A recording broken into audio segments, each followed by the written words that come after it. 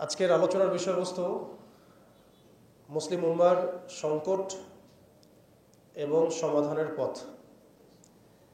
এটা খুব ভালো যে আপনাদের মধ্যে যারা আজকে উপস্থিত হয়েছেন তাদের বেশিরভাগই তরুণ, এবং এই বার্তাগুলো তরুণদের জন্যই বেশি প্রযোজ্য। তার মানে এই নয় যে বয়স্ক মুরব্বীদের জন্য এই বক্তব্য নয়, ব্যাপারটা এমন নয়। তরুণ প্রজন্মের জন্য এটা খাস, কারণ আমরা আশা করছি এবং স্বপ্ন দেখছি ইনশাআল্লাহ তাআলা এই তরুণ প্রজন্মের হাতে অচিরেই উম্মার সংকটগুলো কেটে যাবে এবং আমরা আবারও সেই হারানো সেই সোনালী যে সময় সেগুলো ফিরে পাবো ইনশাআল্লাহ। প্রথম যে বিষয়টি আমি আলোচনা করতে চাই, প্রথমে আমাদের অবস্থা বোঝা জরুরি। আমরা কোন হালতে আছি এটা বোঝা জরুরি, এবং কোন হালতে আমরা ছিলাম এটা জানাও জরুরি। ভবিষ্যতে কি হতে পারে এটাও জানা জরুরি। এই তিনটা সন্ধিক্ষণ যদি আমি জানতে পারি, বুঝতে পারি, তাহলে আমি ইনশাআল্লাহ তাআলা অটোমেটিক্যালি আইডেন্টিফাই করতে পারবো যে আমার করণীয় কি। প্রথম পয়েন্টটাতে আসেন যে আমরা আসলে ছিলাম কোথায়, এই মুসলিম উম্মাহ ছিল কোথায়। আমরা তো একটা জাতি, একটা উম্মাহ, একটা দেহের মতো। একটা অংশ আঘাতপ্রাপ্ত হলে অন্য অংশ ব্যথা অনুভব করবে। আমরা এমন জায়গায় ছিলাম। আমরা নবী মুহাম্মদ সাল্লাল্লাহু আলাইহি ওয়াসাল্লামের জীবনী থেকে দেখতে পাচ্ছি যে এমন একটা সময় আজকে থেকে প্রায় 1400 বছর আগে চলে গেছে, যে সমাজটা একদম আইয়ামে জাহিলিয়াতে পরিপূর্ণ ছিল। সেখানে তাওহীদ ছিল না, সুন্নাহ ছিল না, আখিরাত ছিল না, রিসালাত ছিল না।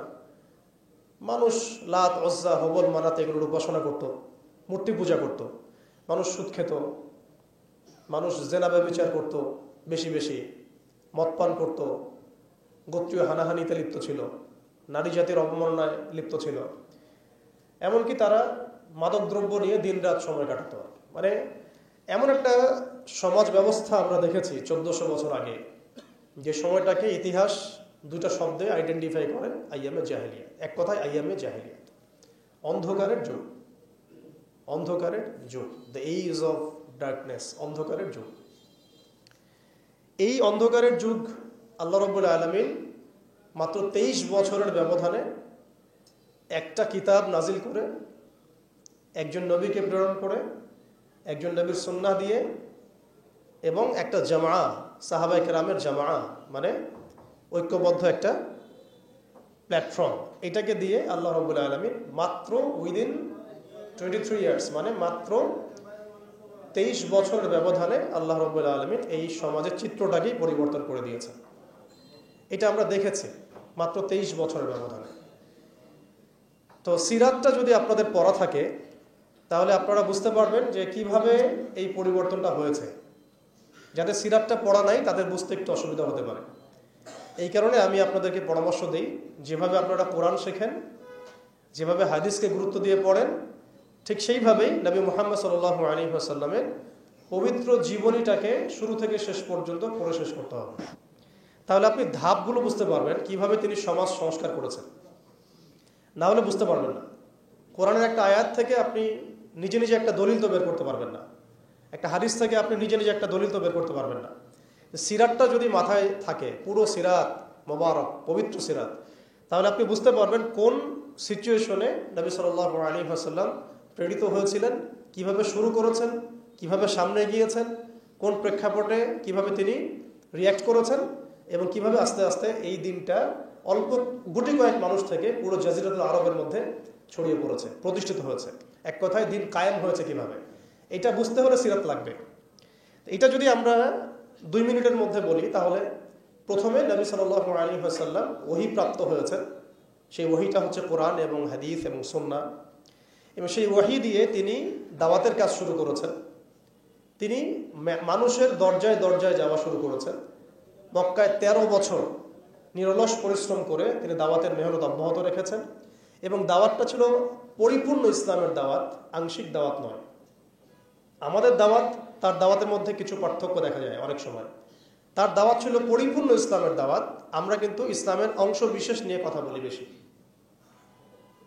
এটা খেয়াল রাখতে হবে। তিনি দাওয়াতের কাজ করেছেন পরিপূর্ণ ইসলামের দাওয়াত, উদখুলু ফিস সিলমি কাফা, এর উপর আমল করার জন্য। এখন এই দাওয়াতের ফলে প্রথম 3 বছর গোপন গোপন দাওয়াত হয়েছে, কিন্তু এই 3 বছরেই এমন কিছু সাহাবী তৈরি হয়েছিলেন যারা পরবর্তীতে বদর, উহুদ, খন্দক, খায়বার কাঁপিয়ে দিয়েছিলেন। যেমন আবু বকর সিদ্দিক, ওমর ইবনে খাত্তাব, ওসমান বিন আফফান, আলী ইবনে আবি তালেব, যায়েদ ইবনে হারসা, তারপরে বেলাল ইবনে রাবাহ, হামজা রাদিয়াল্লাহু আনহু, আব্দুর রহমান বিন আউফ, সাদ বিন আবি ওয়াক্কাস, আবু উবাইদা ইবনে জাররাহ, এরকম বরেণ্য সাহাবী যারা, এই সাহাবীরা তৈরি হয়েছেন কখন? ওই প্রথম সময়ের দিকে, প্রথম 13 বছরে, প্রথম 3 বছর গোপন দাওয়াতে এরকম বরেণ্য সাহাবায়ে কেরাম ইসলাম কবুল করা শুরু করেন। এরপরে দাওয়াতের গতি আরও বেগবান হয় যখন মক্কার শক্তিশালী কিছু মানুষ ইসলাম কবুল করেন, যেমন হামজা রাদিয়াল্লাহু আনহু, ওমর ইবনে খাত্তাব, এইরকম কিছু মানুষ। কারণ তাদের একজনের বক্তব্য বা একজনের অবস্থান সমাজে আরও 100 জনের সমান ছিল, 1000 জনের সমান ছিল। যখন সমাজে দাওয়াতের মধ্য দিয়ে প্রভাবশালী কিছু ব্যক্তি ইসলামের দিকে চলে আসে, তখন ইসলাম শক্তিশালী হয় এবং দাওয়াতটা বেগবান হওয়া শুরু হলো। দাওয়াত যত বেগবান হওয়া শুরু হলো, ততই কাফেরদের নির্যাতন বাড়তে থাকলো। দাওয়াত যত বেগবান হচ্ছিল, নির্যাতনের মাত্রা তত বাড়ছিল। আমরা বিপরীতভাবে বলতে পারি, নির্যাতনের মাত্রা যত বাড়ছিল, দাওয়াতও তত বেগবান হচ্ছে। আজকের বিষয় তাই হচ্ছে। ইসলামকে মুছে ফেলার যত চেষ্টা করা হচ্ছে, ইসলাম ততই ছড়িয়ে পড়ছে, আলহামদুলিল্লাহ। তো এই বিষয়গুলো সিরাত থেকে দেখবেন সব মিলে যাবে। ওই যে আইয়ামে জাহিলিয়াতের বর্ণনা দিলাম, এখনকার বিশ্বে এই প্রত্যেকটা জাহিলিয়াত মজুদ আছে। প্রথমে যে আইয়ামে জাহিলিয়াতের যে খাসলতগুলো বললাম, সেগুলো এখনকার বিশ্বে শতভাগ মজুদ আছে। এটা অনেক লম্বা আলোচনা। এখন তো মানুষ সরাসরি মুসলিমরা লাত, ওজ্জা, হবল, মানাতের ইবাদত না করলেও অদৃশ্য কিছু শিরকি মতবাদের ইবাদত করে, যেমন গণতন্ত্র, যেমন কমিউনিজম, ধর্মনিরপেক্ষতাবাদ, তারপরে জাতীয়তাবাদ, তারপরে এথিজম, নাস্তিকতা। এগুলো কিছু পশ্চিমা মতবাদ।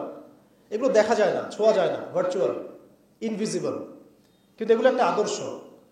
যে আদর্শগুলোর মধ্যে কুফর আছে, শিরক আছে, হারাম আছে, তাগুত আছে। সরাসরি মূর্তির সামনে সেজদা না করলেও অবচেতনভাবে মুসলিমরা আজকে এই মতবাদগুলোর পূজা করতেছে। এটাও শিরকের মধ্যেই পড়ছে, আংশিক হইলেও। কোনো কোনো ক্ষেত্রে যদি আকীদা ঠিক না থাকে, তাহলে পরিপূর্ণ শিরক হবে। এখন কথা হচ্ছে, এটা গেল মুসলমানদের অবস্থা। অমুসলিমরা তো মূর্তি পূজা করছেই। বিশ্বের বেশিরভাগ মানুষ এখন দেখা যাচ্ছে খ্রিস্টান ধর্মাবলম্বী, যারা ঈসা আলাইহিস সালামকে আল্লাহর পুত্র সাব্যস্ত করছে, নাউযুবিল্লাহি মিন যালিক। ইহুদিরা ওযাইর আলাইহিস সালামকে আল্লাহর পুত্র সাব্যস্ত করছে।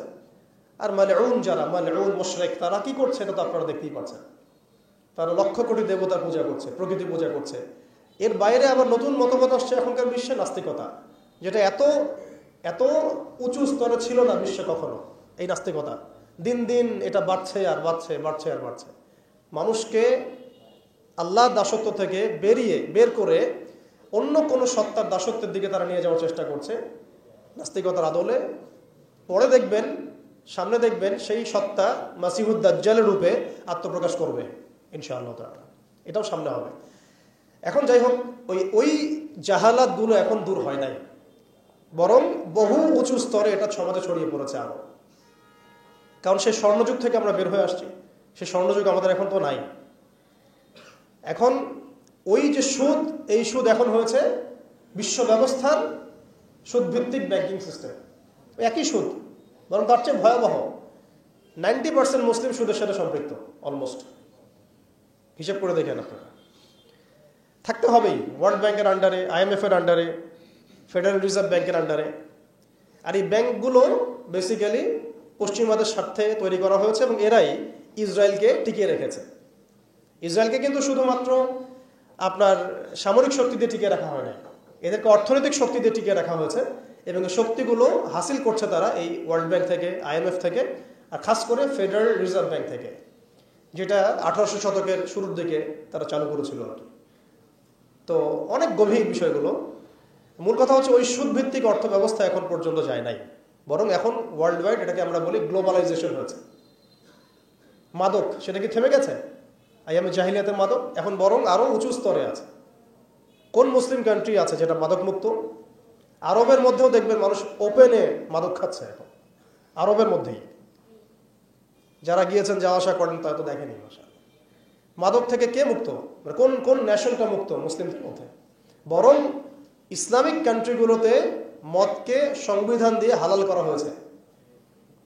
ইসলামিক কান্ট্রিগুলো বলি আমরা যে তথাকথিত ইসলামিক কান্ট্রি, বাংলাদেশকে তো অনেক ইসলামিক কান্ট্রি মনে করে আর কি, ঠিক আছে? পাকিস্তানকে ইসলামিক কান্ট্রি মনে করে, ইরানকে ইসলামিক কান্ট্রি মনে করে, ঠিক আছে? জর্ডানকে ইসলামিক কান্ট্রি মনে করে, লেবাননকে ইসলামিক কান্ট্রি মনে করে। ইসলামিক কান্ট্রি আর ইসলামিক স্টেট এগুলো এক না বিষয়। মুসলিম সংখ্যাগরিষ্ঠ থাকলেই একটা রাষ্ট্র ইসলামিক স্টেট হয় না, হয় না। মুসলিম সংখ্যাগরিষ্ঠ থাকলে একটা রাষ্ট্র কখনো ইসলামিক স্টেট হয় না। একটা রাষ্ট্র তখনই ইসলামিক স্টেট হয় যখন সেটা আল্লাহর আইন দ্বারা পরিচালিত হয়। তো বাংলাদেশ কি আল্লাহর আইন দ্বারা পরিচালিত হয়? সবাই জানি এটা হয় না। এটা হওয়ার ইচ্ছাও কি তাদের আছে? যারা লিডিং রোল প্লে করে তাদের তো ইচ্ছাও নাই, কারণ তারা মনে করে ইসলামিক আইন দিয়ে যদি রাষ্ট্র চলে তাহলে রাষ্ট্র নাকি মৌলবাদী রাষ্ট্র হয়ে যাবে, পশ্চিমারা রাগ করবে, আমেরিকা আব্বু মাইন্ড করবে, ভারত নাকি খেপে যাবে। এগুলো তারা মনে করে। এই জুজুর ভয় তারা আমাদেরকে দেখায়। এগুলো সব জুজুর ভয়। অথচ রাসূলুল্লাহ সাল্লাল্লাহু আলাইহি ওয়াসাল্লাম যখন মদিনা রাষ্ট্র কায়েম করেছেন তখন বিশ্বে রোমানরা পরাশক্তি ছিল, পারস্যরা পরাশক্তি ছিল। মদিনা রাষ্ট্রের আয়তন এতটুকু ছিল, ছোট না, খুব বড় রাষ্ট্র ছিল না, ছোট একটা রাষ্ট্র, জনসংখ্যাও কম। মদিনার মধ্যে ইহুদিরা আছে, বনু কোরাইজা, বনু কাইনুকা, বনু নাজির আছে, পাশে আবার কিছু পত্তলিকও আছে, মদিনার ভিতরে আবার মোনাফেকরাও আছে। তাদের তাদের অস্তিত্বের উপরেই মদিনা রাষ্ট্র কায়েম হলো এবং সেখানে আল্লাহ পাকের বিধান বাস্তবায়িত হলো। কই, তখন তো আমরা এভাবে চিন্তা করি নাই যে রোমানরা খেপে যাবে, পার্সিয়ানরা খেপে যাবে। ওরা তখন সংখ্যার দিক থেকে, অস্ত্রের দিক থেকে, জনবলের দিক থেকে, মানে আপনার সার্বভৌমত্বের দিক থেকে মুসলিমদের চেয়ে অনেক শক্তিশালী ছিল। কিন্তু কোনো মুসলিম তো এভাবে চিন্তা করে নাই যে আল্লাহর জমিন, আল্লাহর আইন বাস্তবায়িত করলে ওরা আমাদের উপর খেপে যাবে, তেরে আসবে। আর আসলেই বাকি যে কয়েকবার তেরে আসছে সেই কয়েকবার তারা নাকানি চুবানি খেয়ে বিতাড়িত হয়েছে। আমরা সেই রোমানদেরকে ডিফিট করেছিলাম, সেই পার্সিয়ানদেরকে ডিফিট করেছি, সেই রোম সাম্রাজ্য, সিরিয়া, শাম এগুলো আমরা বিজয় করেছি, সে পারস্য আমরা বিজয় করেছি। যারা আমাদের এগেনস্টে দাঁড়ানোর চেষ্টা করেছে আল্লাহ পাক ধুলা বানিয়ে উড়িয়ে দিয়েছিলেন। কই, তখন তো আমাদেরকে এত নেগেটিভ চিন্তা করতে হয় নাই, ব্যাকফুট চিন্তা করতে হয় নাই। এখন হয় কেন? বিকজ আমরা সেই ইমান, সেই তাকওয়া, সেই আকীদা, সেই আমল, সেই মানহাজের মধ্যে নাই। As simple as that. আমরা এখন সেই অবস্থায় নাই, ইমানের দিক থেকে, আমলের দিক থেকে, তাসকিয়ার দিক থেকে, জামার দিক থেকে। সবচেয়ে বড় কথা হচ্ছে দিন পালনের দিক থেকে আর কি, দিন বোঝা এবং পালন করার দিক থেকে আমরা ওই জায়গায় নাই। আমরা দেখুন দিন পালন করছি আংশিক, যতটুকু আমার পক্ষে পসিবল হচ্ছে আংশিক, বুফের মতো আমরা মনে করছি, যেটা ইচ্ছা নিব, যেটা ইচ্ছা নিব না। দিন তো বুফে না। উদখুলু ফিস-সিলমি কাফা মানে হচ্ছে দিনে আমাকে পরিপূর্ণরূপে প্রবেশ করতে হবে। যখন যেটা আমার সামনে আসবে আমাকে সেটা করতে হবে। ফরজ হয়েছে নামাজ পড়তে হবে, যাকাত ফরজ হলে যাকাত দিতে হবে, হজ ফরজ হলে হজ করতে হবে। আমার এখানে অপশনাল কোনো থিঙ্কিং এর তো সুযোগ নাই। পর্দা ফরজ হলে পর্দা করতে হবে, ইভেন জিহাদ ফরজ হলে জিহাদও করতে হবে। যেটা ফরজ হবে সেটা করতে হবে, যেটা ওয়াজিব সেটা করতে হবে, যেটা সুন্নাহ সেটা আমল করতে হবে। এখানে তো আমার অপশন নাই যে আল্লাহ আমি পর্দাটুকু বাদ দিয়ে দাও আমার জন্য, নাউজুবিল্লাহ, আমার জন্য মদটাকে হালাল করে দাও, নাউজুবিল্লাহ, আমার জন্য জেনাকে হালাল করে দাও, নাউজুবিল্লাহ। এটা কি সম্ভব? কিন্তু আমরা এই সিস্টেমগুলোর মধ্য দিয়ে আল্লাহর হালালকে হারাম করছি, হারামকে হালাল করছি। তো আমি বলছিলাম ওই জাহালাতের এই না সুদভিত্তিক সিস্টেম দূর হয়েছে, আর না সেই মাদক দূর হয়েছে, আর না সেই শিরক দূর হয়েছে, আর না গোত্রীয় হানাহানি দূর হয়েছে।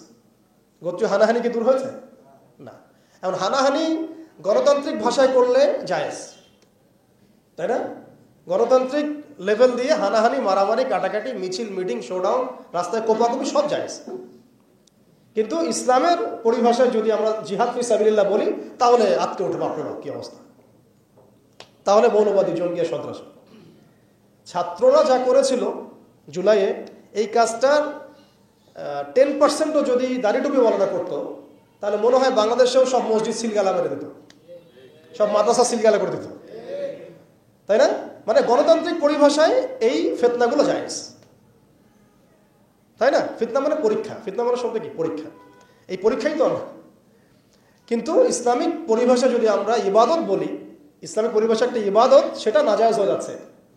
আর গণতান্ত্রিক পরিভাষায় তথাকথিত এই গণতান্ত্রিক রাষ্ট্রে এবং গণতান্ত্রিক এই বিশ্বে এগুলোকে তারা জায়েজ করে নিয়েছে। আফ্রিকাতে যখন পশ্চিমারা হামলা চালায় গণতন্ত্রের নামে, এটা জায়েজ হয়ে যায়। আরব বসন্তের নামে যখন বিভিন্ন কান্ট্রির মধ্যে ফাসাদ সৃষ্টি করা হয়, গাদ্দাফিকে ফেলে দেওয়া হয়, মনে আছেন আপনাদের আরব বসন্তের কথা? ইয়েমেন থেকে শুরু করে তিউনিসিয়া থেকে শুরু করে প্রত্যেকটা কান্ট্রিতে যা করলো তারা, মনে আছে তো নিশ্চয়ই? এগুলো তখন জায়েজ। মিশরে করেছে, তাই না? সোমালিয়া, কঙ্গো, ইথিওপিয়া, নাইজেরিয়া, এগুলোতে যা হচ্ছে এগুলো জায়েজ ওদের ভাষায়। ইরাকে হামলা চালানো ওদের জন্য জায়েজ ছিল, তাই না? গণতন্ত্রের ভাষায়। ওখানে লাখ লাখ মানুষ মারলেও সেটা জায়েজ। ওটা নাকি শান্তি প্রতিষ্ঠার জন্য করা হচ্ছে। তারপরে আফগানিস্তানে লক্ষ লক্ষ মানুষকে মারা হয়েছে, ওটা তখন জায়েজ ছিল। কাশ্মীরে আজকে মানুষকে মারা হচ্ছে, এটা ওদের কাছে জায়েজ হয়ে গেছে। আর কোথাও এক্সাম্পল দিব, চায়নার মধ্যে মারা হচ্ছে উইঘুরদেরকে, আরাকানে মারা হয়েছে, তারপরে ইয়েমেনে তো মারা হচ্ছেই সেই 15 সাল থেকেই, জর্ডানে হয়েছে, লেবাননে হয়েছে, খাস করে প্যালেস্টাইনে, খাস করে কোথায়? প্যালেস্টাইনে, গাজায়। এগুলো তারা গণতন্ত্র প্রতিষ্ঠার নামে এগুলো করলে সেগুলো জায়েজ। এবং এখানে দেখবেন 100%ই মুসলিমদের রক্ত ঝরছে, কোনো অমুসলিমের রক্ত কিন্তু ঝরছে না। তো এগুলো তাহলে এই তন্ত্রমন্ত্রগুলোকে আমরা বলি এখনকার জামানার দেবতা, যেগুলোর পূজা ওরা করতেছে। ওই জামানায় যেমন লাত, উজ্জা, হবল, মানাতের ইবাদত হতো, এখন ঠিক এই তন্ত্রমন্ত্রগুলোর ইবাদত, দাসত্ব, পূজা হচ্ছে এবং সেগুলো আমাদেরকে গেলানো হচ্ছে। আমরা যেন এগুলো হজম করি, গিলি, অথচ এগুলো আমাদেরকে ধ্বংস করার জন্যই তারা সৃষ্টি করেছিল। আমাদের চোখ এখনো সবার খোলে নাই। এই সিস্টেমগুলো আমাদেরকে কখনোই সেই হারানো ঐতিহ্য ফিরাই দিবে না। এই সিস্টেমগুলোর মধ্য দিয়েও কখনো ইসলাম কায়েম করা সম্ভব নয়। আপনারা আরো 100 বছর ট্রাই করেন, 100 বছর পরে হলেও বুঝবেন। যদি হতো 100 বছর আগেই হইতো। আরো 100 বছর ট্রাই করেন, তারপরেও যদি আক্কেল হয়। এই সিস্টেমগুলো তৈরি করা হয়েছে আমাদেরকে ওদের দাস বানানোর জন্য। আমরা যদি সংখ্যাগরিষ্ঠ আসন নিয়ে সংসদেও যাই, তবুও একটা বৈশ্বিক সিদ্ধান্ত নেওয়ার জন্য আমাকে জাতিসংঘের দ্বারস্থ হতে হবে। ও যদি আমাকে পারমিশন দেয় তাহলে আপনি করতে পারবেন, না দিলে করতে পারবেন না। ওয়ার্ল্ড ব্যাংক লোন দিলে খাইতে পারবেন, না হলে খাইতে পারবেন না। ফেডারেল রিজার্ভ আপনাকে লোন দিলে খাইতে পারবেন, না হলে খাইতে পারবেন না। তোমরা কারা আমাদেরকে খাওয়াবো? তোমরা কারা? তোমাদের কাছে কিসের পারমিশনের দরকার আছে আমাদের? রোমানদের কাছে কি নবী সাল্লাল্লাহু আলাইহি ওয়াসাল্লাম পারমিশন চাইছিলেন নাকি? পার্সিয়ানদের কাছে ওই যুগে তিনি পারমিশন চাইছেন নাকি? আমাদের স্টেট, আমাদের জমি, আমাদের দিন, আমাদের রাষ্ট্র, তুমি কে আমাদেরকে এগুলো বলার? তোমাদেরকে কে অথরিটি দিছে সারা বিশ্বের মরলগিরি করতে? কে তোমাকে বলছে যে আমেরিকা হচ্ছে পৃথিবীর মানে রুলিং স্টেট? এই আইডেন্টিটি তোমাকে কে দিছে? সেই বিশ্বকে শাসন করবে এই অধিকার তাকে কে দিছে? ইসরায়েল এই বিশ্বকে শাসন করবে এই অধিকার ওকে কে দিছে? কে দিছে এই অধিকার ওদেরকে? সে যেখানে ইচ্ছা তারা মুসলিমদেরকে মারবে, যেখানে ইচ্ছা আমাদের পণ্যগুলো তারা ধ্বংস করবে, আমাদের মাদেরকে ধর্ষণ করবে, বোনদেরকে রেপ করবে, আমাদের বাচ্চাদেরকে বোম মারবে, হাসপাতালে বোম মারবে। এবং এগুলো সব কিছু অপরাধ করার পরেও তাদের সামান্য ন্যূনতম সাফাইটুকু থাকবে না যে আমরা একটা অন্যায় করছি। বরং তারা উল্টা বলবে আমরা হিউম্যানিটি, গণতন্ত্র এবং শান্তি প্রতিষ্ঠার জন্য কাজগুলো করছি। এরপরে আমাদের চোখ খুলে না যে এই বিশ্বের মধ্যে আমাদের শত্রু কারা। এরপরে ওদের বানানো তন্ত্রমন্ত্রের মধ্যেই আমরা হাবুডুবু খাচ্ছি। আমরা ইসরায়েল ইস্যু নিয়ে যখন মার্চ হলো, আর অনেক কিছুই হলো বাংলাদেশে, একটা কিন্তু শব্দ খুব স্ট্রংলি আসছিল, পণ্য বয়কট, তাই না? দেখেন আমরা সবাই এতটুকু কমন সেন্স হয়েছে যে পণ্যগুলো যদি বয়কট করি তাহলে ওদের অর্থনীতির মধ্যে ধস আসবে, টাকা ওদের উপার্জন হবে না, সেই টাকা দিয়ে তারা মুসলিমদেরকে নিধন করতে পারবে না। ওদের পণ্য বয়কটের ব্যাপারে আমরা যতটা সচেতন ছিলাম, ওদের আদর্শ, মতবাদ, দর্শনগুলো বয়কটের ব্যাপারে আমরা এত সচেতন না। আমি ওদের পণ্য বয়কটের কথা বলছি, এদিকে ওদের আদর্শ দিয়ে আমি দীক্ষিত হচ্ছি। এডুকেশনের মধ্যে ওর আদর্শ, ইকোনমির মধ্যে ওর আদর্শ, পলিটিক্সে ওর আদর্শ, নির্বাচনের মধ্যে ওর আদর্শ, তারপরে আপনার এই কি বলবো সংস্কৃতির মধ্যে ওদের আদর্শ, সামাজিক রীতিনীতি কৃষ্টি কালচার ওদের আদর্শ, ইভেন আমাদের ড্রেস আপ গেট আপ চলাফেরা কথাবার্তা ওঠা বসা এভরিথিং তাদের আদর্শের মধ্যে। আবার এদিকে নামাজে বলছি গায়রিল মাগদুবি আলাইহিম ওয়ালাদ-দাল্লিন, এর অর্থও বুঝি না আমরা। গায়রিল মাগদুবি আলাইহিম ওয়ালাদ-দাল্লিন, আল্লাহ আমাদেরকে তাদের পথে চালায়ও না যারা কিনা মাগদুব আর যারা কিনা দাল্লিন। নবীজিকে জিজ্ঞাসা করা হচ্ছে কারা মাগদুব ইয়া রাসূলুল্লাহ, কারা দাল্লিন? নবীজি বলছেন মাগদুব হচ্ছে হুমুল ইহুদি, তারা হচ্ছে ইহুদি, আর দাল্লিন হুমুন নাসারা, তারা নাসারা খ্রিস্টান। প্রত্যেক নামাজে 17 বার বলেন, প্রতিদিন 17 বার পড়েন ফরজ নামাজে কমপক্ষে, যে আল্লাহ আমাকে ইহুদিদের পথ থেকে বাঁচাও, খ্রিস্টানদের পথ থেকে বাঁচাও, ওদের আদর্শে আমাদেরকে চালায়ও না। আপনার আমার জীবনের প্রতিটা ডিপার্টমেন্ট এই আদর্শে দীক্ষিত। এমনভাবে আমরা অবচেতন মনে এদের দাসত্ব করছি, মনে হচ্ছে যেন এর বাইরে কোনো পথই নাই, কোনো পদ্ধতি নাই, যেন এর বাইরে কোনো আমাদের উদ্ধার পাওয়ার উন্নতি করার কোনো রাস্তাই মনে হয় খোলা নেই। এরা আসছে কতদিন হলো পৃথিবীতে আপনি বলেন তো আমাকে? এরা পৃথিবীতে আসছে কবে থেকে? এই পশ্চিমাদের যে দৌরত্ব উত্থান, এটা কতদিন থেকে? 100 বছর, 150 বছর, 200 বছর, সর্বোচ্চ 300 বছর, সর্বোচ্চ 300 বছর যদি আপনি ফরাসি বিপ্লব থেকে হিসাব করেন, সর্বোচ্চ 300 বছর। 1400 বছর আগে নবী মুহাম্মদ সাল্লাল্লাহু আলাইহি ওয়াসাল্লাম যে ইনসাফ, যে ঈমান, আদালত, আমানত, ইসলামিক স্টেট, শরিয়া, ইমারা, খিলাফা কায়েম করে দিয়ে গেলেন। তারপরে 1200 বছর তো আমরা বিশ্ব চালাইছি। কত বছর? 1200 বছর। এই 1200 বছর আমরা বিশ্বকে চালাইছি। ওরা আমাদের রাষ্ট্রে থাকতো কর দিয়ে, জিজিয়া দিয়ে থাকতো, ওরা আমাদের রাষ্ট্রে জিজিয়া দিয়ে থাকতো। আমাদের ব্যাক টু ব্যাক জিহাদ হয়েছে ওদের সাথে, জিহাদ হয়েছে, কিতাল হয়েছে, ক্রুসেড হয়েছে। কখনো তো আমরা এরকম করে চিন্তা করি নাই। এটা নতুন ওয়ার্ল্ড অর্ডার আসছে, বিগত 200, 250, 300 বছর থেকে বিশ্বে একটা নতুন ওয়ার্ল্ড অর্ডার নিয়ে আসছে তারা। এবং এই ওয়ার্ল্ড অর্ডার তারা কায়েম করেছে একটা উদ্দেশ্যে, সেটা হচ্ছে তারা এই বাইতুল মুকাদ্দাস এবং হোলি ল্যান্ড, পবিত্র ভূমিটাকে লিবারেট করতে চায় এবং সেখান থেকে তারা দাজ্জালের শাসন কায়েম করতে চায়। বাস, খালাস, আর কিচ্ছু নাই। বিশ্বের যা কিছু হচ্ছে এটা কোনো না কোনোভাবে এর সাথে সম্পৃক্ত। ওদের জাতিসংঘ তৈরি করা, ওদের এই ব্যাংকিং সিস্টেম, ওদের এই পলিটিক্যাল সিস্টেমগুলা, খিলাফাকে ধ্বংস করা, মুসলিমদেরকে এইভাবে টুকরা টুকরা করে বিভক্ত করে ফেলা, মুসলিমদেরকে নিধন করা, ওদের সামরিক যে উন্নতি, হ্যাঁ, ওদের জনসংখ্যা, ওদের যে প্রযুক্তিগত উন্নয়ন, সব কিছু দেখবেন আস্তে আস্তে আস্তে আস্তে ওই বাইতুল মুকাদ্দাসে গিয়ে থাকবে। ওরা চায় ওই জায়গা থেকে বিশ্বকে শাসন করতে, ওরা চায় ওই জায়গা থেকে বিশ্বকে শাসন করতে। এবং ইসরায়েল নিজস্ব একটা রাষ্ট্র না, একটা প্রক্সি রাষ্ট্র। তাকে জন্ম দিয়েছে ব্রিটেন, তাকে জন্ম দিয়েছে ব্রিটেন, ওকে ভরণ পোষণ দিয়েছে ব্রিটেন। তারপরে ওকে আজকে এই বড় করেছে, এই যৌবনে নিয়ে আসছে আমেরিকা, পশ্চিমারা। খালাস, ও একা কিছু ছিল না। কি উদ্দেশ্যে? কারণ তারা তাদের যে গন্তব্য সেটা সম্পর্কে সচেতন।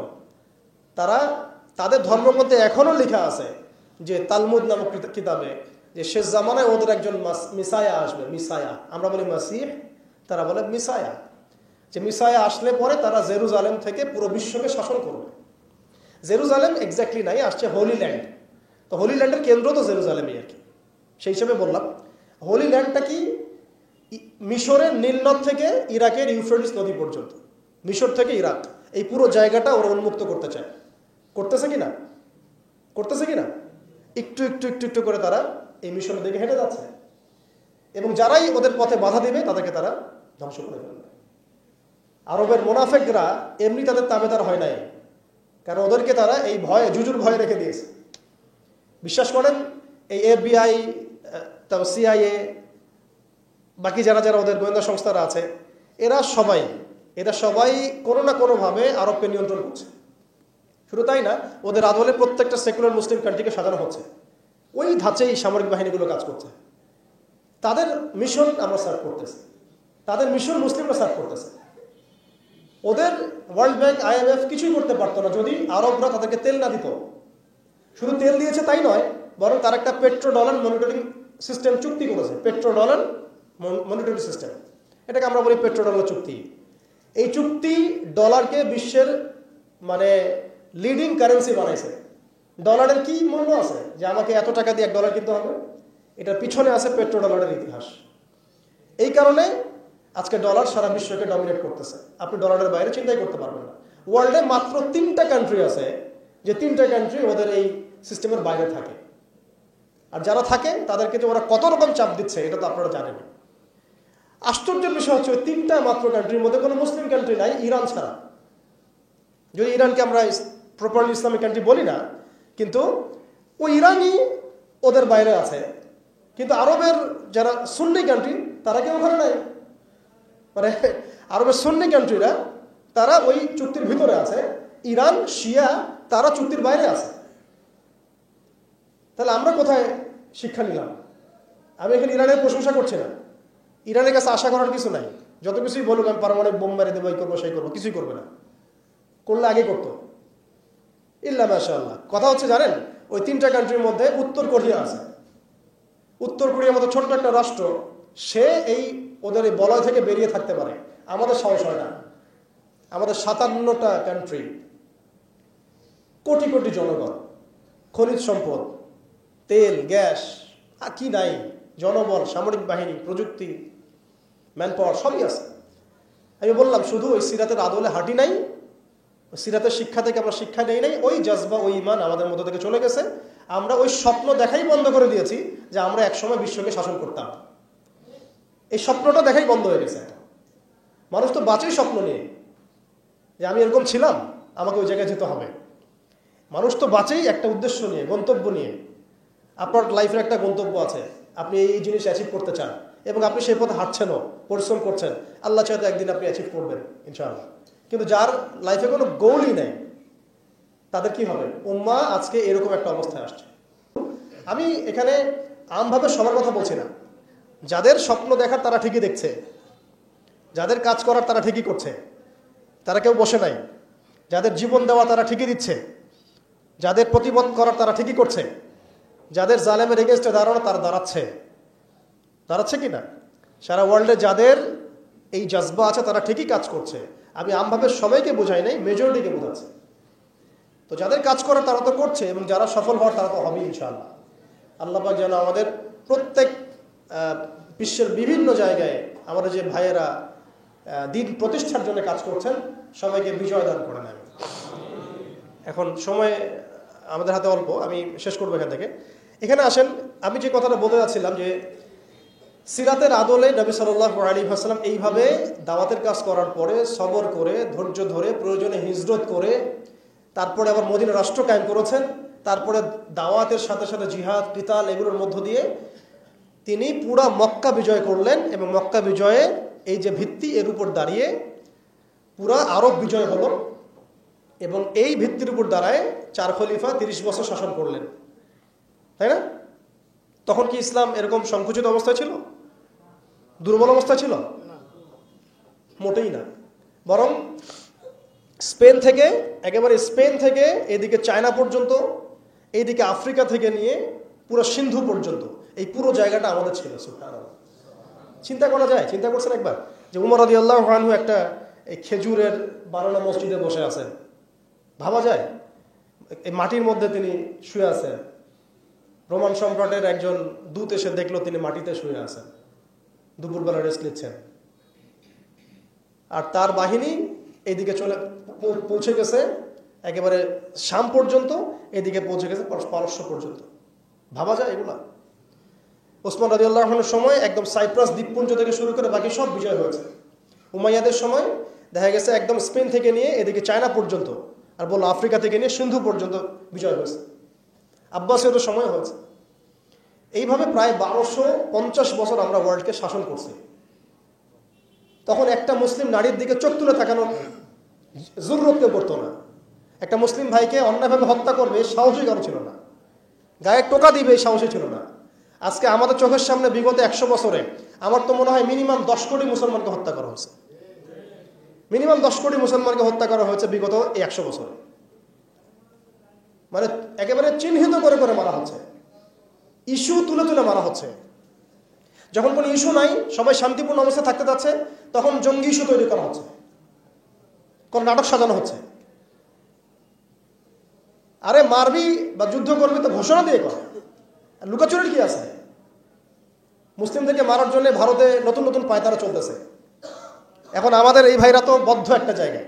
আপনারাই বলেন তারা কি করবে এখন? তারা মিশন নিছে, রাষ্ট্রীয়ভাবে মিশন নিছে মুসলিম নিধনের। এখন এই ভাইদের কোনো রাষ্ট্র নাই, কোনো জামা নাই, কোনো আমির নাই, কোনো এদাদ নাই, কোনো জিহাদের কোনো মানে ওখানে অবস্থাই নাই করার মতো তাদের, তাই না? ভিতরে কথা বলছি আমি, কাশ্মীরের কথা বলছি না। তাহলে এই ভাইরা এখন কি করবে? এই যে অবস্থা, এই অবস্থা কি মনে করছেন আমাদেরকে প্রভাবিত করবে না? অভ্যন্তরীণভাবে এখানে বাংলাদেশে আমরা বেশিরভাগ মুসলিম হলেও আমাদের আশেপাশে চতুর্দিকে ঘোরাফেরা করতেছে কুফাররা, চতুর্দিকে ঘোরাফেরা করতেছে। আপনি কাকে বিশ্বাস করবেন? চায়নাকে বিশ্বাস করবেন? ভারতকে বিশ্বাস করবেন? নেপাল ভুটানকে বিশ্বাস করবেন? না মায়ানমারকে বিশ্বাস করবেন? আপনি যাবেন কোন দিকে? আমাদের প্রস্তুতিটা কি? আমাদের প্রিপারেশন কি? রাষ্ট্র কি প্রিপারেশন নিচ্ছে? আমার কথা হচ্ছে রাষ্ট্র নাকি যুদ্ধ করে? সবাই বলেন একটা কথা না, রাষ্ট্রের অধীনে যুদ্ধ। তো রাষ্ট্র কি প্রিপারেশন নিচ্ছে? রাষ্ট্রের সেই ফিকির আছে কিনা? রাষ্ট্রের তো এই ফিকিরটুকু নাই যে রাষ্ট্রের মধ্যে ইসলামিক আইনগুলো বাস্তবায়িত হোক। এইটুকু ফিকির নাই তো আপনাদের। যারা ইলেকশন নির্বাচন গণতন্ত্র এগুলো করতেছেন, কার ফিকির আছে? আল্লাহর কসম করে বুকে হাত দিয়ে বলেন তো কার ফিকির আছে ক্ষমতায় গিয়ে আপনি আল্লাহর আইন বাস্তবায়ন করবেন? ইসলামপন্থী ভাইদের কথা বাদ দিচ্ছি, ইসলামপন্থী ভাইদের কথা বাদ দিলাম, আমি সেকুলারদের কথা বলছি, ডেমোক্রেটিকদের কথা বলছি। কারণ রাষ্ট্র চলে আসছে এইভাবেই। আর যারা ফিকির করছেন ইসলাম নিয়ে আমি যাব, ওখানে গিয়ে এটা করবো, এটা আপনি ডেমোক্রেটিক সিস্টেমে করতে পারবেন না। আপনাকে সিস্টেমটা সরাই ফেলতে হবে। গণতন্ত্র বলে কোনো শব্দই রাখা যাবে না, তারপরে শরিয়া কায়েম করতে পারবেন। শরিয়া আর গণতন্ত্র একসাথে থাকতে পারে না। শরিয়া, গণতন্ত্র, ধর্মনিরপেক্ষতাবাদ, কমিউনিজম এগুলো একসাথে থাকতে পারে না। একটা বোতল, এর মধ্যে আছে আপনার বিষ, এখানে আপনি দুধ খেতে পারবেন না। একটা বোতল, এখানে আছে বিষ, আপনি এটাকে 1000 বার ধুইতে হবে, ধোয়ার পরে আপনি দুধ ঢালতে পারবেন, খাওয়ার রিস্ক দিতে পারবেন, তাও খাবেন কিনা সন্দেহ আছে। আর এগুলো তো হচ্ছে মারাত্মক শিরকের বিষ। এগুলো পশ্চিমাদের দাসত্ব করাবে আপনাকে। আমাদের হচ্ছে বড় কান্ট্রি আছে একটা তুরস্ক, একটা ইসলামিক ল বাস্তবায়ন করছে কিনা দেখায়। বড় একটা কান্ট্রি আছে মিশর, দেখায় না আমাকে একটা ইসলামিক ল বাস্তবায়ন করতে পারছে কিনা। তিউনিসিয়া পারছে কিনা, আজারবাইজান পারছে কিনা, মরক্কো পারছে কিনা, ইথিওপিয়া পারছে কিনা? আপনারা বলেন পারছে কি? ইয়েমেন পারছে কিনা, জর্ডান পারছে কিনা, লেবানন পারছে কিনা? পারে নাই। আফগানিস্তান পারছে কেন? আফগানিস্তান পারছে কেন? কারণ তারা সিস্টেমগুলোকে সরাই দিছে। সিরাতের আদলে, সিরাতের রক্তে ওরা জমিনকে পবিত্র করে ফেলছে। সিরাতের আদলে জিহাদের মাধ্যমে রক্ত দিয়ে পশ্চিমাদেরকে বিতাড়িত করে ওরা জমিনকে পবিত্র করে শরিয়া কায়েম করছে। এটাই শরিয়া কায়েম করার রাস্তা, আর কোনো রাস্তা নাই। আপনি যতই তন্ত্রমন্ত্রের ধার ধারেন না কেন, আপনি কখনোই সফল হতে পারবেন না। লিখে নেন, কাজ করতে থাকেন, দেখেন। ফান্তাজিরু ওয়া ইন্না মাআকুম মিনাল মুনতাজিরিন। কোনো সমস্যা নাই। আফগান পারছে এই কারণেই, কারণ তারা পশ্চিমাদের তন্ত্রমন্ত্রের গোলক ধাঁধায় পড়ে নাই। তারা সিরাতের রাস্তায় হাঁটছে। ওকে, আমাদের সাথে লড়বা, আমরাও তোমাদের সাথে লড়বো। ঠিক আছে, হয় তোমরা থাকবে, না হলে আমরা থাকবো। হয় তাওহীদ থাকবে, না হলে শিরক থাকবে। হয় শরিয়া থাকবে, না হলে তোমাদের তন্ত্রমন্ত্র থাকবে। এই লড়াই যখন হইতে এক পর্যায়ে 20 বছর সময় লাগলেও সেটা আজকে বাস্তবায়ন হয়েছে। যেটা আপনার আমার অঞ্চলে 100 বছরও হয় নাই, 50 বছরও হয় নাই। এরপরেও আল্লাহ পাক আমাদেরকে চোখের সামনে কিন্তু মিসাল দেখাই দিয়েছেন। তারপরেও আমাদের মধ্যে বোধোদয় হচ্ছে না, আমরা বুঝতে পারছি না যে কোন পথে হাঁটবো। দেশের যত সমস্যা দেখবেন, মিডিয়া যান, মিডিয়ায় গেলে মনে হবে দেশের সমস্ত সমস্যার হালত এবং সমাধান হচ্ছে একটা বিষয়, মিডিয়ার ভাষায়। মিডিয়ায় ঢোকেন, দেখেন কি হচ্ছে, অনেক প্রবলেম দেশের মধ্যে, সংস্কার, এইটা সেটা অনেক কিছু হচ্ছে। ভাবখানা এমন যে সব কিছু থেকে উদ্ধার করবে আমাকে একটা শব্দ, তার নাম নির্বাচন। তার নাম মানে নির্বাচন হলেই সব সমাধান হয়ে যাবে। এটা আমাদের আকীদা, আমাদের চিন্তা এরকম ভাই। একটা মুদির দোকানদারকে জিজ্ঞাসা করেন, সেও এই কথাই বলবে। আবার বুদ্ধিজীবীকে জিজ্ঞাসা করেন, সেও এই কথাই বলতেছে। টকশোতে বসে সেও এই কথা বলতেছে। এমপিকে বলেন, সেও এই কথা বলতেছে। মানে পুরো অবচেতন দাসত্ব, অবচেতন ইবাদত। দেখেন আমাদের অবচেতন মনে আমরা ইবাদত করে ফেলছি গণতন্ত্রের, পশ্চিমাদের, ওদের তন্ত্রমন্ত্রগুলো। ইলেকশন দিলে সব সমাধান হয়ে যাবে? কোন পদ্ধতিতে আপনি দিবেন? দেওয়ার পরে কি হবে? মূলনীতি কি থাকবে? সংবিধান কি থাকবে? সংস্কারগুলো কি কি হবে? আপনি কি আল্লাহর জমিন, আল্লাহর দিন কায়েমের দিকে আসবেন কিনা? এখানে তো অনেক কথা আছে। এগুলোকে সলিউশন না করে XYZ যেই আসুক, আপনি আমাকে বসায় দিলে আমি কিছুই করতে পারবো না। সিম্পল। আমাকে বসায় দেন, আমি কিছুই করতে পারবো না। আপনি সবচেয়ে পরহেজগার মানুষটাকে বসায় দেন, সেও কিছু করতে পারবে না, কারণ সিস্টেমটাই তাকে করতে দিবে না। এই জিনিসগুলো আমাদের বোঝা উচিত। উম্মার সংকটগুলো এইভাবে আমাদের আইডেন্টিফাই করতে হবে। যে অনেক লম্বা হয়ে যাচ্ছে, হয়তো আমি শেষ করে দিই এখন। শেষ করি ভাই, অনেক লম্বা করা যাবে না, নামাজের ব্যাপার আছে। এখানে আমাদের ওই হারানো ঐতিহ্যটাকে আমরা বুঝতে পারলাম, আমরা কোথায় ছিলাম আমরা, এটা কি বুঝতে পারছেন? এখন দেখেন আমরা আসি কোথায়। এক বাক্যে, আমাদের সারা ওয়ার্ল্ডে কোনো খিলাফা স্টেট নাই, এক নাম্বার কথা। দুই নাম্বার, নাই তো নাই, জেরুজালেম আমাদের হাতে ছিল, ওইটাও আমাদের কাছ থেকে কেড়ে নেওয়া হয়েছে। তারপরে আমাদেরকে এরকম 57টা পিস পিস রাষ্ট্রে ভাগ করা হয়েছে, ওই খেলাফা রাষ্ট্রকে বাদ দিয়ে। এবং প্রত্যেকটা রাষ্ট্রের মধ্যে মোনাফেক শাসক বসায় দেওয়া হয়েছে। একদম খোলামেলা বলে দিলাম, প্রত্যেকটা রাষ্ট্রের মধ্যে ম্যাক্সিমাম মোনাফেক শাসক বসায় দেওয়া হয়েছে, যারা নিজেরাই পশ্চিমাদের হয়ে সার্ভ করবে এবং আল্লাহর জমিনে তাগুত কায়েম করবে, এবং করেছে তারা এটা। তাগুত কি তারা তো বুঝে না, তাগুত মানে শয়তান। যেখানে আল্লাহর বিধান চলে না, ওখানে শয়তানের বিধান চলে, সিম্পল। এটা 1000 জন বুদ্ধিজীবী মিলেও যদি একটা সংবিধান লিখে আর সেখানে আল্লাহ বিরোধী আইন থাকে, সেটা তাগুত। সেটার নাম কি? তাগুত। এই তাগুত মানে শয়তান। কেউ যদি ওর প্রতি ইমানদার হয়ে মারা যায়, জাহান্নামে যাবে। কেউ যদি ওর প্রতি ইমানদার হয়ে মারা যায়, সরাসরি জাহান্নামে যাবে ইনশাআল্লাহ, কারণ সে তাগুতের দাসত্ব করছে। আর আমাদেরকে বলাই হয়েছিল, ওয়ামা ইয়াকফুর বিত্তাগুত ওয়া ইউমিন বিল্লাহ ফাকাদ ইসতামসাকা বিল উরওয়াতিল ওয়াসকা লা ইনফিসামা লাহা ওয়াল্লাহু সামিউন আলিম। সূরা বাকারায় 256 নম্বর আয়াত পড়ে দেখুন, বাসায় গিয়ে আয়াতুল কুরসির পড়ে আছে। তাগুতকে কুফরি না করা পর্যন্ত কেউ মুমিন হইতে পারবে না। তাগুতের সাথে কুফরি না করা পর্যন্ত কেউ মুমিন হইতে পারবে না, এটাই বাস্তব। এখন এইভাবে আমাদেরকে ভাগ করা হয়, মুনাফিক শাসক বসায় দেওয়া হয়। শুধু তাই না, প্রত্যেকটা কান্ট্রির মধ্যে ওই 4 দেবতা 5 দেবতা ঢুকাই দেওয়া হয়েছে, ওই যে বললাম আগে। তারপরে একটা ডিপার্টমেন্ট ধরে ধরে তারা ধ্বংস করছে, একটা ডিপার্টমেন্ট ধরে ধরে। রাজনীতি ধ্বংস করছে, ইসলামিক রাজনীতি সরাই দিয়েছে। অর্থনীতি ধ্বংস করছে, সুদ ঢুকাই দিয়েছে। তার মধ্যে ঘুষ আছে, ইনফ্লেশন আছে, দুর্নীতি আছে, এগুলো তো আছেই। তারপরে সমাজের যে আমাদের ব্যাপারগুলো, সমাজের নীতি নৈতিকতার বিষয়গুলো দেখেন একেবারেই উঠাই দিচ্ছে, দিন দিন উঠাই দিচ্ছে।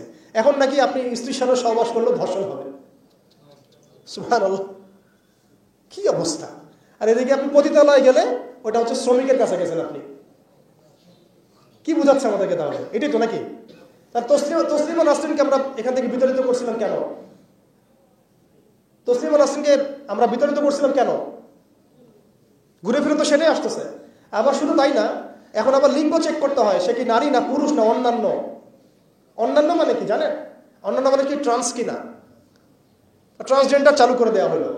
আরে ভাই, হজের নিবন্ধন করতে গেলেও দেখা যাচ্ছে অন্যান্য আসতেছে। কি বুঝাচ্ছেন আমাদেরকে তাহলে? মানে ট্রান্সজেন্ডারটাকে আপনারা ভিতরে ভিতরে এটাকে প্রমোট করে ফেললেন, লিগালাইজ করে ফেললেন। আবার সমকামিতা তো আছেই, যে না ব্যভিচার এগুলো তো ছড়াচ্ছেই, ফ্রি মিক্সিং দিয়ে দিছে, ছেলেমেয়ের অবাধ মেলামেশা। মানে সমাজের একটা যে স্থিতিশীলতা থাকে মুসলিমদের, এটাকে ধ্বংস করছে এরা। এটা কি পশ্চিমারা এসে করছে? এখানে ওদের অনুগত দাসদেরকে দিয়ে করাইছে।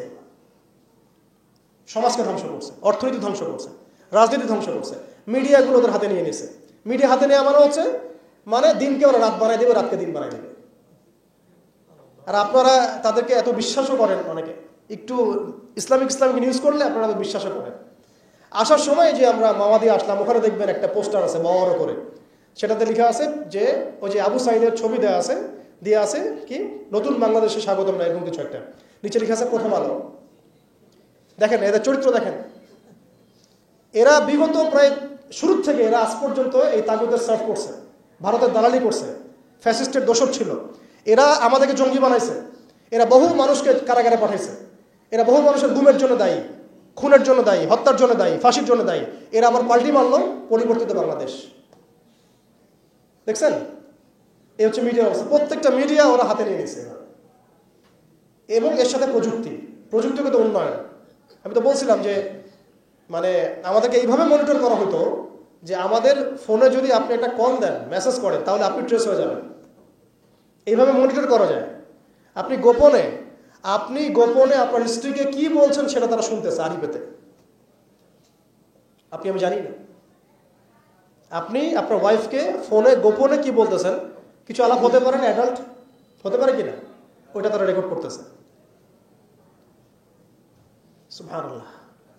এখন টেকনোলজি এই জায়গায়, AI, এখানে বসে একটা ক্লিক করবে, আপনাকে যদি ওইখানে শ্যুট করতে চাই শ্যুট করা যাবে, ড্রোন এসে আপনার কপালে গুলি মেরে দিয়ে চলে যাবে দূর থেকে। এই প্রযুক্তি দিয়ে এই ফিলিস্তিনে বহু মানুষকে মারা হচ্ছে এখন, রাইট নাও। তো আমি বলতে চাচ্ছিলাম, আমরা কোন জায়গায় আসছি, এই জায়গায় এখনকার হালত, আজকে এই জায়গায় তারা আমাদেরকে নিয়ে আসছে। এখন প্রশ্ন হচ্ছে যে এই ওদের যে মানে অগ্রগতি, আমাদের যে অধঃপতন, এই জিনিসটার জন্য কি শুধু তারাই দায়ী না আমরাও দায়ী আছি? শুধু কি তারাই দায়ী না আমরা দায়ী আছি? আমরা আমাদের আগে দোষগুলো খুঁজে বের করব, আমরা নিজেরা আমাদের আগে ল্যাকিংসগুলোকে খুঁজে বের করব। আপনি দেখবেন, খুঁজতে থাকেন, প্রথম ল্যাকিংস পাবেন আপনি আমি, বেশিরভাগ মানুষই জীবনের মৌলিক উদ্দেশ্য থেকে সরে গেছে। আমরা দুনিয়াদার হয়ে গেছি ভাই। আমরা এই দুনিয়াতে এইভাবে থাকার জন্য আসি নাই। আল্লাহ পাক আমাদেরকে পাঠাইছেন এই দুনিয়াতে দুইটা কাজ দিয়ে। একটা হচ্ছে আল্লাহর ইবাদত করতে হবে এবং তার জমিনে দিন কায়েম করতে হবে। এখানে আমি অন্য কোনো উদ্দেশ্যে আসি নাই, আমরা মুসাফির এখানে সবাই। আল্লাহ পাক বলেছেন, ওয়া মা খালাকতুল জিন্না ওয়াল ইনসা ইল্লা লিয়াবুদুন, আর ইন তানসুরুল্লাহা ইয়ানসুরকুম ওয়া ইউসাব্বিত আকদামাকুম ওয়ালা তামুতুন্না ইল্লা ওয়া আনতুম মুসলিমুন। কতগুলো আয়াত আছে। ইন্নাল্লাহা লা ইউগাইয়িরু মা বিকওমিন হাত্তা ইউগাইয়িরু মা বিআনফুসিহিম। আয়াতের পর আয়াত বলা যাবে। আমাদেরকে এই দুনিয়াতে পাঠানো হয়েছে দুইটা কাজ, আমাদেরকে আল্লাহর ইবাদত করতে হবে এবং আল্লাহর জমিনে তার দিন কায়েম করতে হবে। এটা আমাদের কাজ, বাকি সবকিছু গৌণ, এগুলো মুখ্য কাজ, মেইন। এবং আমাদেরকে দিন দেয়া হয়েছে কেন? হুয়াল্লাযী আরসালা রাসূলাহু বিল হুদা ওয়া দীনিল হক লিইয়ুযহিরাহু আলা দ্বীনি কুল্লি। এই দিনটা আল্লাহ পাক দিয়েছেন এই কারণেই, যাতে এই দিন অন্য সমস্ত দিনের উপর জয়লাভ করে। তো জয়লাভ কখন করবে? যখন আমরা ফিকির করবো তখন। এটা কি আব্রাহার যুগ যে আবাবিল পাখি এসে পাথর ছুড়বে? বলেন, এখন পাথর আপনাকে আমাকে ছুটতে হবে? এটা তো আব্রাহার যুগ না। নবী সাল্লাল্লাহু আলাইহি ওয়াসাল্লাম শুধু দোয়া দিয়েই কি সব হয়েছে? দোয়ার সাথে চেষ্টা করেন নাই তিনি? এমনকি বদর যুদ্ধের দিনও তিনি কূপ দখল করলেন, ভালো জায়গাটাতে শিবির গাড়লেন, সৈন্য বিন্যাস করলেন, সবকিছু যখন ঠিকঠাক মতো হয়ে গেল, তারপরে বৃষ্টি আসলো আল্লাহর পক্ষ থেকে, তিনি দোয়া করা শুরু করলেন। এই দোয়ায় আল্লাহ পাক ফেরেশতা নাজিল করলেন। তাহলে কি আমাদের কাছে একমুখী না সবকিছু করতে হবে? এখন আমাদেরকে এই ল্যাকিংসগুলোকে খুঁজে বের করতে হবে। আমাদের ল্যাকিংস কোথায়? এই ইমানের দুর্বলতা, জীবনের উদ্দেশ্যে দুর্বলতা। আমরা দুনিয়াদার হয়ে গেছি, ভোগবিলাসী হয়ে গেছি, আমরা আমাদের ঐতিহ্য ভুলে গেছি, আমাদের শেকড় ভুলে গেছি, আমলে ঘাটতি হয়ে গেছে, হারামখোর হয়ে গেছি, আমরা জেনাকার হয়ে গেছি, আমরা ফ্রি মিক্সিং করতেছি, পরকীয়া করতেছি, ঘুষ খাচ্ছি, দুর্নীতি করতেছি, সুদ খাচ্ছি, আমরা করতেছি। এগুলো পশ্চিমারা করতেছে না। আমাদের ল্যাকিংসগুলোকে আমাদেরকে দূর করতে হবে। ইলমের ঘাটতি হচ্ছে, আমলের ঘাটতি হচ্ছে, আলেমদের সাথে সোহবত নাই, তাসকিয়া নাই, পড়াশোনা নাই। কি করতেছি ভাই আমরা? আসলে কি জন্য আসছি আর কি করতেছি? এইখান থেকে ভবিষ্যৎটা হচ্ছে এই যে ইনশাআল্লাহ এই দিন বিজয় লাভ করবেই। আজকার কাল হোক, আল্লাহ পাক এমন জামা, এমন ইমারা, এমন আল্লাহর সেনাবাহিনী তৈরি করবেন যারা আস্তে আস্তে আস্তে আস্তে বাইতুল মুকাদ্দাস পর্যন্ত জয় করবে। এটা লেখা হয়ে গেছে। ইমামুল মাহদী আসবেন, লেখা হয়ে গেছে, এবং তার অনুসারী তৈরি হয়ে যাবে, লেখা হয়ে গেছে। দাজ্জালের বাহিনীও তৈরি হবে, এটাও লেখা হয়ে গেছে। দাজ্জাল তার অনুসারী ইহুদিদেরকে নিয়ে এই বিশ্বকে 40 দিন শাসন করবে, এটাও লেখা হয়ে গেছে। এবং তারপরে ঈসা আলাইহিস সালাম তাকে হত্যা করবেন প্যালেস্টাইনের বাবেলুদ নামক জায়গায়, এটাও লেখা হয়ে গেছে। মহাযুদ্ধ মালহামা আসবে, এটাও লেখা হয়ে গেছে।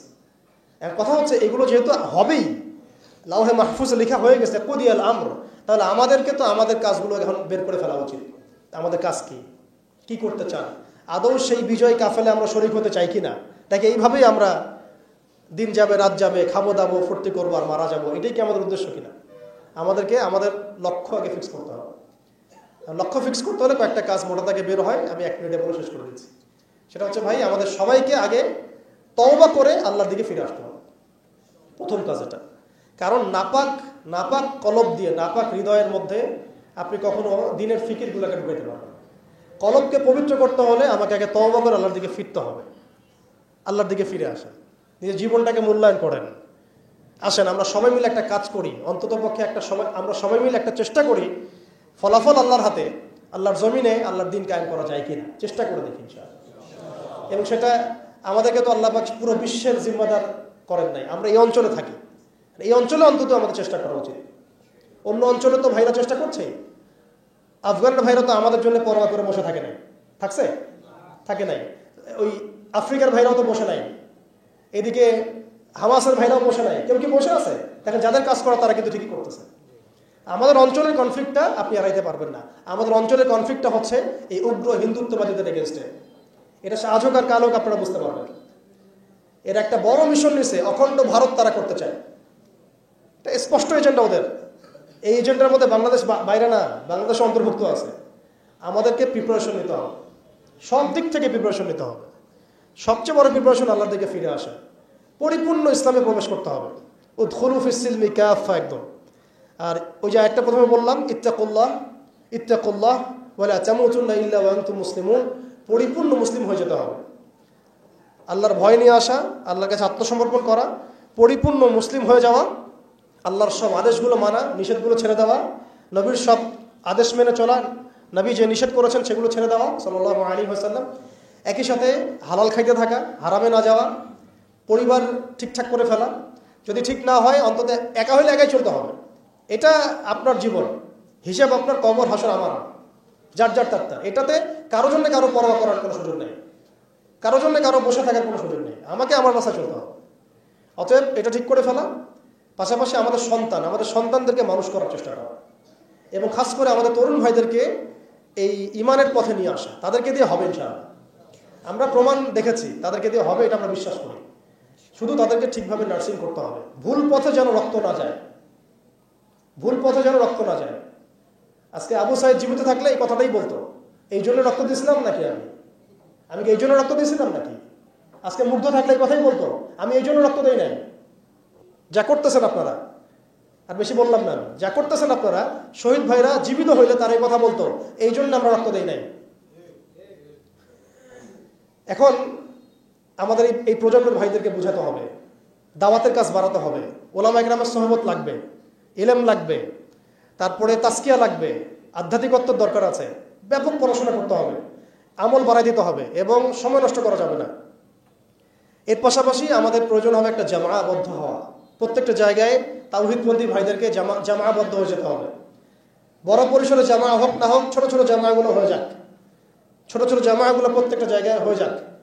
এলাকা ভিত্তিক কাজ করেন, মসজিদ ভিত্তিক কাজ করেন, আপনি অ্যাসোসিয়েশন করে কাজ করতে থাকেন। ইনশাআল্লাহ একদিন না একদিন আল্লাহ চান তো বড় জামাও ক্রিয়েট হয়ে যাবে ইনশাআল্লাহ। আমাদের লাগবে আমির, লাগবে মামুর, লাগবে সাম ওয়া তাআ, আমাদের লাগবে একটা চেইন অফ কমান্ড, এবং এদাত লাগবে, প্রস্তুতি লাগবে, শারীরিক প্রস্তুতি, মানসিক প্রস্তুতি, আত্মিক প্রস্তুতি। যখন সময় আসবে ইনশাআল্লাহ আমরা ঝাঁপায় পড়বো ইনশাআল্লাহ।